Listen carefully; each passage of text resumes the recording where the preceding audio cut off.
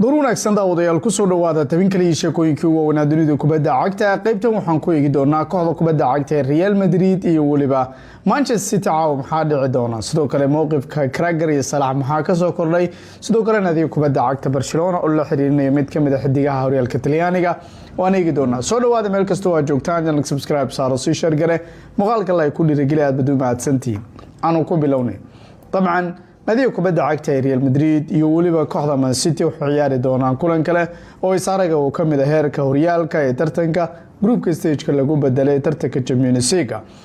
Naadiga Real Madrid waxay ku jirtaa duruuf aan wanaagsanayn marka la eego xaaladda dhaawacyada waxa ka dhaawacan Eder Militao kaasoo ah mid kamid ah xidigii ugu muhiimsanaa bal xidiga koowaad marka la eego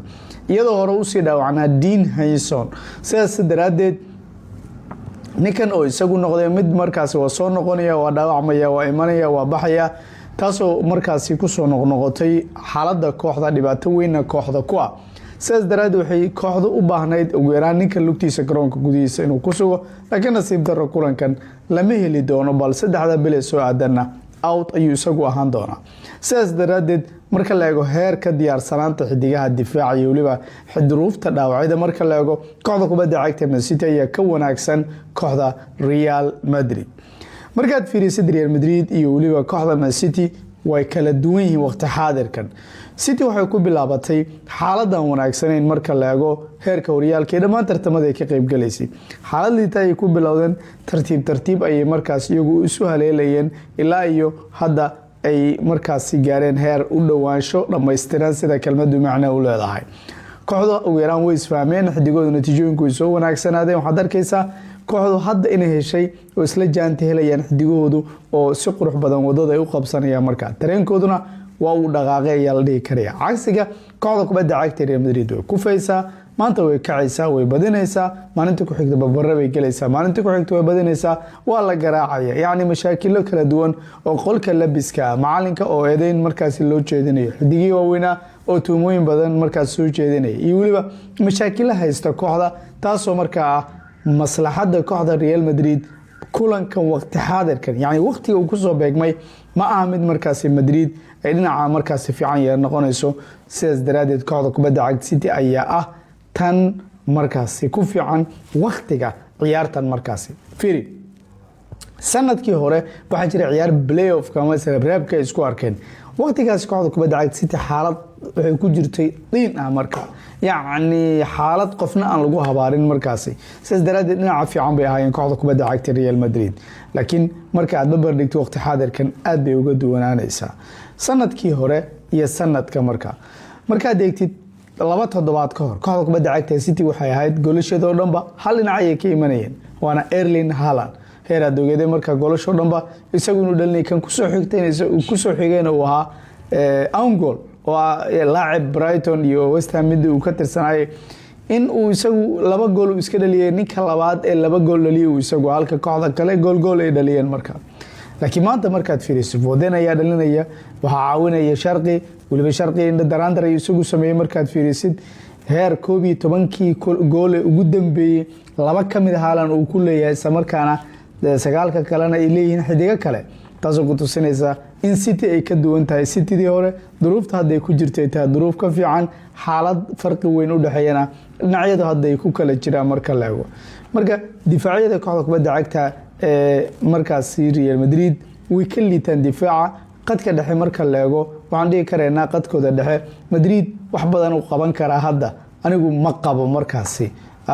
weerar ku weyn daraandar weerar argagax leh oo waliba kooxaha murciba bay leeyihiin marka aad looga baqay laakiin mushkiladda difaaciyaha joojinay baa la isku haystaa marka qadka dhaxana gaarigacmo kulli loo wada dhiibay marka shaqadoodu mid kastaba gaarigacan loo dhiibo suuqa la geeyo gal magaalada la yiraahdo bay galaan xidiga qadka dhexe kooxda kubadda cagta Real Madrid xidigaasi yaani farqi badan inay sameeyaan ma muuqdo markaas weerarka ugu fiican markaas laakiin mushkiladda Valverde shaqo adag ayaa u taal hadiiba booskaas loo dhiibo samarkaana Duku ayaa celis ka sugay hadduu hataa dhalin Valverde ma joogsanayo ninka Duku waan la jeedaa Valverde celintiisu dhib baa u yaala markaas Madrid waxay ku badin kartaa hal wado waa inay hesho Janis weyn oo markaas u saamaxaya in ciyaarta ay ku dili karto fursad fardi ama shakhsi uu isagu helo u dhamayn karo xidiga badan awood u leh marka iyagu helaan dhamayn kara hal kubad ay la ordaano macal xidiga laba xidig saddex xidig macal gool ayaa ku dari kara Rodrigo kamida waxa kamida Vinicius Mbappe ba kamida yani kubad bartamaha laga soo tuuray oo ka dhalatay saas in marka ay ku go'aamiso waa suuragal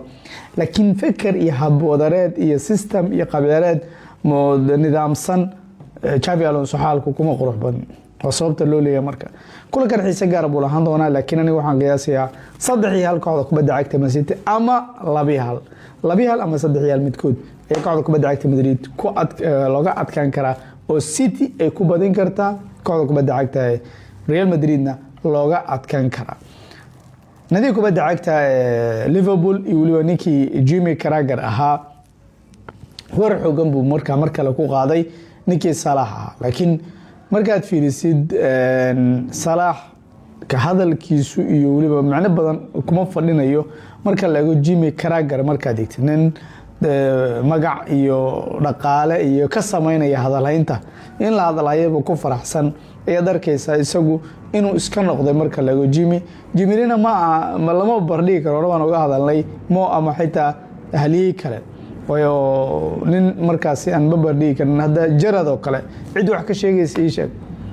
laakiin Jimmy kan iskartal iyo isaga hada wax farqi u dhaxay ma jiro hada iskartal wada garan jirteen Soomaa laacib iskartal baa jiray Jimmy Carragher farqi kala hada u dhaxeeyay ma garan karo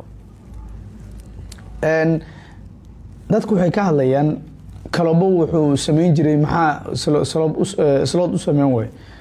xalaba la weydiiyay waxa uu isagu ka hadlay aniga kooxdan baan ka hadlay buu yiri marka kama hadlay laakiin hore hadalkii uu isagu u jeediyay ahaa anigu laacibka ha ogaado in cidda maamulka iyo kooxda ay la jiraan maamulkoodu waa inuu ogaado laacibka iyo kalaam kale oo aan loo baahnayn oo macna badan aan ku fadhin ayuu isagu ka sheegay marka taas oo qatar weyn oo kooxdu si kala qaybin doonta maalmaha soo aadanna wiji kale u yeeli doonta waxaan sugi doonaa kulanka Brighton Salah hadii Janis la siinayo iyo hadaan la siinayn taas baa horto la wada sugaya ishana lagu hayn doonaa ima kooxda kubadda cagta Barcelona waxay isha ku haynaysaa laacib qadaxe oo ka tirsan kooxda kubadda cagta Atlanta laacibkan waxa leeyahay waxay rabaan in qadka dhexe awood ku sii ziyaadeen inkastoo xidiga badan ay haystaan yaabna ay u noqon doonto warbaahinta qaarkood gaaraan kuwa Talyaaniga ma garanay qadka dhexe ay raadinayaan kasaado inay dirayaan waa laga yaabaa kaadira hadii aad markaasi kan Ederson qaadanaysaan marka waa mid kamid ah xidigaha cajiibka ee kooxda kubadda cagta Atlanta ka tirsan Ederson United baa hor loo xiriiriyay laakiin nasiib daro maysan helin United laacibkan marka aad ma satiin si shar gareeya saxibadiina la wadaaga salaam